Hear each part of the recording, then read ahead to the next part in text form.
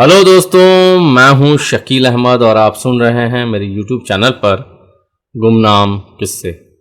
आज मैं एक ऐसा ही गुमनाम किस्सा लेकर आया हूं जिसका टाइटल है खुदकुशी और जिसे लिखा है जमील गुलरेज ने। तो आइए चलते हैं कहानी की ओर। आज सवेरे मेरी आंख मामूल से कुछ पहले ही खुल गई। वैसे मैं सुबह 8 बजे उठने का आदी हूँ, लेकिन आज सुबह 7 बजे ही ऐसी गहमा गहमी और चहल पहल मेरे मकान के पास थी कि मेरी आंख खुल गई। मैं जहाँ रहता हूँ, अगर उस कमरे में बैठकर किसी से बातें करूँ तो मेरे सारे पड़ोसी और आसपास से गुजरने वाले बड़ी आसानी से मेरी बातों को सुन सकते हैं। एक लाइन में 10 कमरे हैं, छोटे छोटे से। आँख खुलने के बाद मुझे मालूम हुआ कि मेरे कमरे से तीसरे कमरे में रहने वाले रिजवान ने खुदकुशी कर ली है। मैं उठकर बाहर आया। रिजवान के कमरे के बाहर काफ़ी भीड़ थी। लोग आपस में राय जनी कर रहे थे। हम लोग ऐसे बेहिस इंसान हैं कि कोई जिए या मरे, हमें उससे कोई फ़र्क नहीं पड़ता। हम उसके बारे में जब तक उल्टी सीधी बातें ना करें तब तक हमारा खाना हजम नहीं होता है। पुलिस वालों के साथ जो अफसर था, उसको देखा तो मेरी बाँछें खिल गईं। ये बलवंत था, मेरे साथ कॉलेज में पढ़ता था। कॉलेज के दिनों से ही पुलिस अफसर बनना चाहता था, आईपीएस करना चाहता था। उससे बातचीत हुई तो मालूम हुआ कि आईपीएस तो नहीं कर पाया, लेकिन पुलिस इंस्पेक्टर बन गया है। वो मुझे लेकर रिजवान के कमरे में गया। रिजवान की लाश गद्दे पर पड़ी थी। गद्दे पर चादर नहीं थी, तकियों पर गिलाफ नहीं थे। आसपास बहुत सी किताबें पड़ी हुई थी जो ये गवाही दे रही थी कि मरने वाले को पढ़ने का बहुत शौक था।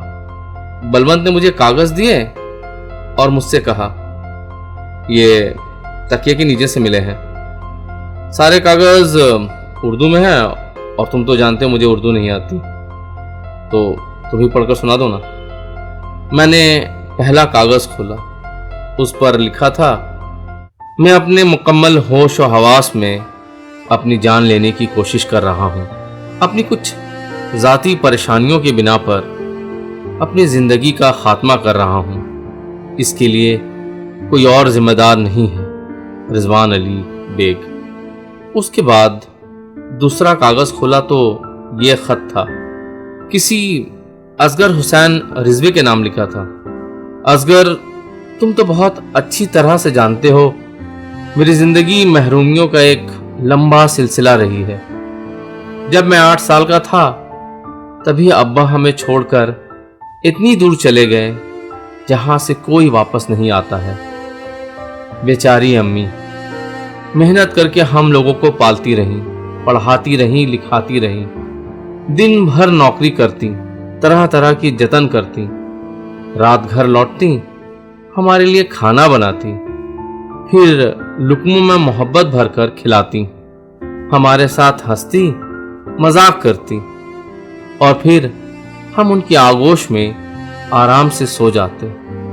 लेकिन एक दिन अचानक अम्मी भी ऐसी सोई कि फिर कभी जाग न सकी और उसके बाद सच में शुरू हुआ तन्हाइयों, महरूमियों और मलामतों का ना खत्म होने वाला सिलसिला। मेरे साथ मेरे 2 छोटे भाई हैं जिनकी जिम्मेदारी भी मेरे सर है। अम्मी की मौत के बाद मैंने नौकरी कर ली थी। चूंकि काम मुझे आता नहीं है, मैं काम अभी सीख रहा हूँ बतौर इंटर्न, इसलिए तनख्वाह मुझे सिर्फ 5,000 रुपये मिल रही है। अब इन 5,000 रुपयों में भाइयों के कपड़े लिए, पढ़ाई लिखाई का खर्च और खाने पीने का बंदोबस्त करना काफ़ी मुश्किल होता है। महीने में कई दिन ऐसे गुजरते हैं जब हमारा गुजारा सिर्फ पानी पर होता है। खैर, जिंदगी गुजर रही थी कि साल भर पहले मुझे मेट्रो बैंक से फ़ोन आया कि आपको 1 लाख का पर्सनल लोन मिल सकता है। मुझे लगा कोई मजाक कर रहा है मेरे साथ। मैंने उसको भी हंसी में उड़ा दिया।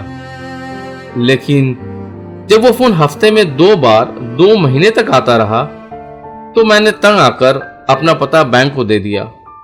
एक जनाब वहां से तशरीफ लाए, उन्होंने मुझसे कुछ फॉर्म भरवाए और 2-1 दिनों में मेरे बैंक अकाउंट में पहले साल का सूद वगैरह काट कर कुछ रकम जमा करा दी गई। खैर रकम काफी बड़ी थी। उससे मैंने अपने भाइयों के लिए कुछ कपड़े खरीदे, अपने लिए भी एक जोड़ा बनवाया क्योंकि मेरे पास सिर्फ एक ही जोड़ा कपड़ा था। उसके बाद कुछ महीनों तक तो मैं उन्हीं पैसों में से बैंक की किस्तें अदा करता रहा। लेकिन फिर अचानक मार्च के महीने में कोविड-19 की वजह से लॉकडाउन हो गया। लॉकडाउन में जिंदगी बहुत मुश्किल से गुजर रही थी। कभी खाना मिलता, कभी ना मिलता। लेकिन जुलाई आते आते बैंक ने फिर तंग करना शुरू कर दिया। उससे पहले भी बैंक वाले तकाजे कर रहे थे।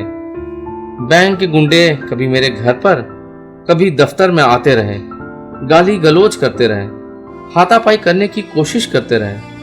खैर किसी तरह जिंदगी गुजर रही थी। लेकिन लॉकडाउन की वजह से कुछ दिनों पहले मुझे मालूम हुआ कि मेरी कंपनी ने 50% मुलाजमीन निकाल दिए हैं, जिनमें मैं भी शामिल हूं।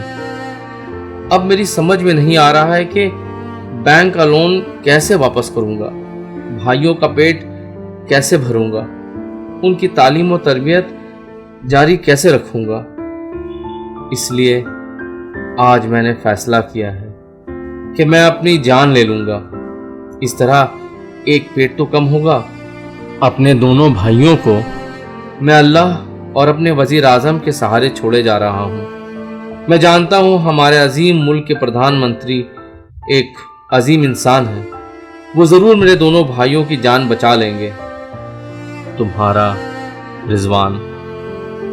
खत पढ़ने के बाद मेरे जहन में एक सवाल आ रहा है कि रिजवान अली ना तो कोई फिल्म स्टार था और ना कोई नेता, ना कोई और बड़ा नाम, तो क्या उसकी खुदकुशी भी टीवी चैनलों पर डिबेट का मौजू बनेगी?